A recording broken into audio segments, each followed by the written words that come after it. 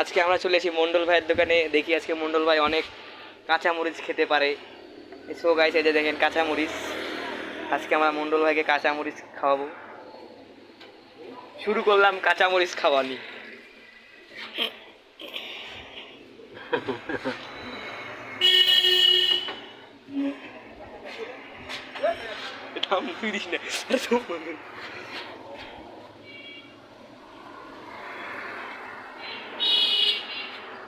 চাবান চাবান, হা করেন হা করেন হা করেন, দেখান দেখান।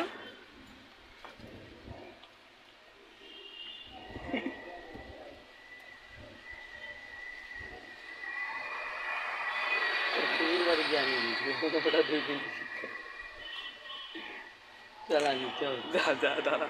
चल तू यार हम यार Aduh, mau kelas dulu Zal.